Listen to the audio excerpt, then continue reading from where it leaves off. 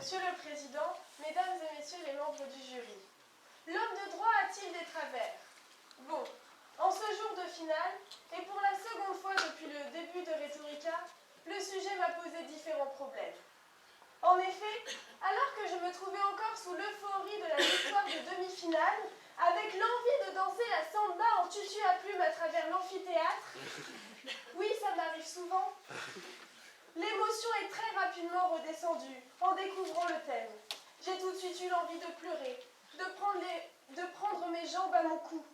J'ai éprouvé un sentiment de regret d'avoir été heureuse de remporter ces demi-finales, alors que je devais ensuite me jeter dans la cage au lion.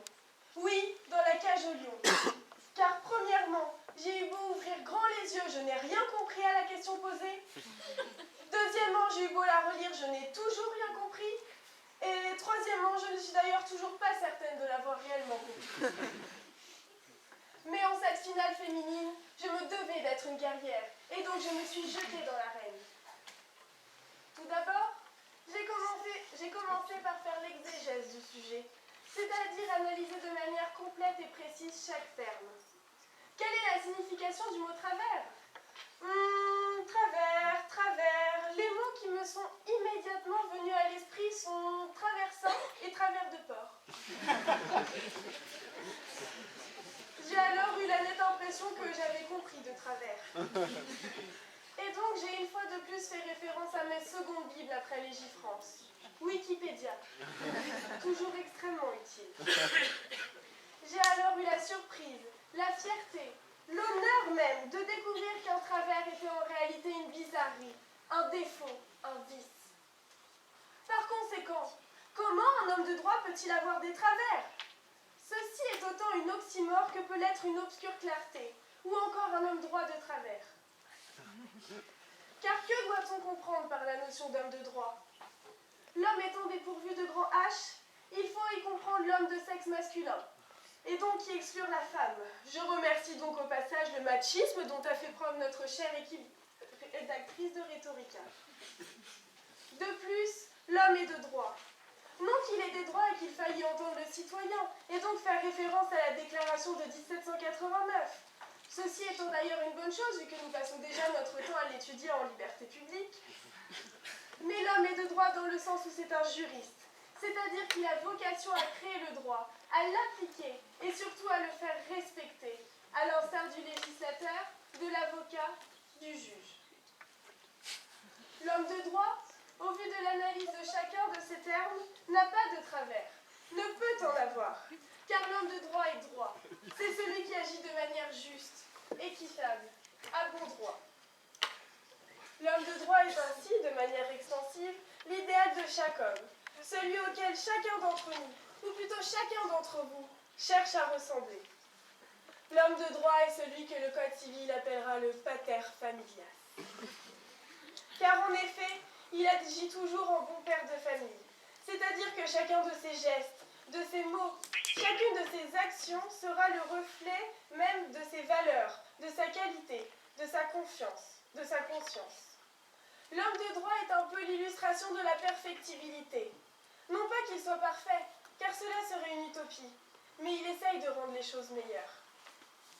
En effet, le législateur essaie de satisfaire l'ensemble des citoyens. Et même si l'objectif est inatteignable du fait de l'existence perpétuelle d'avis divergents, il s'efforce toujours d'œuvrer en bon père de famille. Et chacune de ses décisions reflètera les différentes aspirations de la conscience collective. De même, l'avocat défend chaque homme corps et âme, non pas comme un simple client, mais comme si c'était son propre enfant. Il le défendra peu importe l'infraction commise, aussi grave soit-elle, car chacun a le droit à une défense. L'avocat, agissant en véritable homme de droit, ne s'arrête pas à l'acte en lui-même, car il agirait ainsi de manière simpliste et vicieuse. Au contraire, il prend en compte chaque facteur qui a pu pousser la personne à commettre ladite infraction. Il essaie ainsi de comprendre chaque homme pour en extraire le côté bon, le côté sain, et non pour le pousser vers le bas, afin que le juge ait ainsi toutes les cartes en main pour trancher le litige de manière objective. Car le juge est l'incarnation même de l'homme de droit. En effet, Il est l'incarnation de la bonne application de la loi, du droit, car c'est de lui que découlent les décisions de justice, qui se doivent d'être exemptes de tout vice. Ainsi, l'homme de droit et en l'espèce le juge ne doit pas avoir de travers, car il se situe au sommet de la pyramide de la justice. Il établit l'ordre des choses et ainsi le bon fonctionnement de la société, en déterminant quels doivent être les comportements à sanctionner. Voici donc les raisons pour lesquelles l'homme de droit n'a pas de travers. Ne vous méprenez pas, je n'insinue pas que l'homme de droit est parfait, car ceci serait totalement illusoire. L'homme de droit n'est pas au pays de Candie, et il a des imperfections comme chaque homme. Mais peut-on pour autant parler de travers pour désigner ces imperfections? Non, en aucun cas. Car ce dernier agit toujours de manière raisonnable. Il connaît chacune de ses limites et sait où se situe la ligne rouge à ne pas franchir. Il sait toujours ce qu'il fait puisqu'il a lui-même défini auparavant les règles individuelles et collectives applicables à l'ensemble des hommes. Ainsi, comment pourrait-il avoir le moindre vice? L'homme de droit est un homme normal, comme les autres, mais il se différencie simplement par le fait qu'il a pour mission de faire respecter le droit, en montrant et en réprimandant les travers des autres. Par conséquent, lui aussi peut profiter de la vie. Il a le droit de faire griller ses merguez au barbecue comme tout homme en short à fleurs le dimanche dans son jardin. Car il connaît ses limites et saura quand troquer son short contre sa robe. Vous pourriez alors être tenté de me contredire en m'affirmant que certains hommes de droit ont pourtant mal agi, qu'ils n'avaient pas cette conception du bien et du mal. Mais je vous répondrai par la négative. Car l'homme qui a des travers n'est pas un véritable homme de droit. Ce n'est qu'un simple homme qui pense être de droit, mais qui n'est qu'une simple copie. Ou bien c'est un homme qui a perdu toute notion de ce qu'est le droit, par conséquent qui n'est plus un homme de droit. J'aurais pu moi-même être tentée d'affirmer qu'un homme de droit a nécessairement des travers, car chacun a en soi une part de partialité, par exemple. Mais la partialité n'est pas synonyme de travers, au contraire. Par exemple, le juge a une part de partialité dans le sens où lorsqu'il tranche un litige, il fait nécessairement appel à ses émotions, mais tout en respectant le droit, bien entendu. Et les différents verdicts honteux qui ont pu être rendus l'ont été uniquement car le juge n'était pas un réel homme de droit et avait une vision erronée de la justice, ou alors a été influençable sous les pressions politiques. Si l'homme de droit n'a pas de travers, la femme de droit non plus. En effet, moi-même, depuis mon plus jeune âge, j'en ai fait voir de toutes les couleurs à mes parents. Autrement dit, j'étais tout bonnement l'enfant infernal que tous les parents rêvent de ne pas avoir.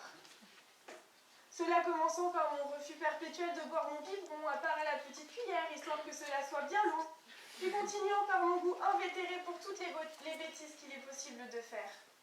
Je crois qu'ils étaient fatigués, lassés, exténués, au bout du rouleau. J'ai donc fini au pensionnat. Et me rendant peu un peu compte de la peste que j'étais, j'ai voulu changer.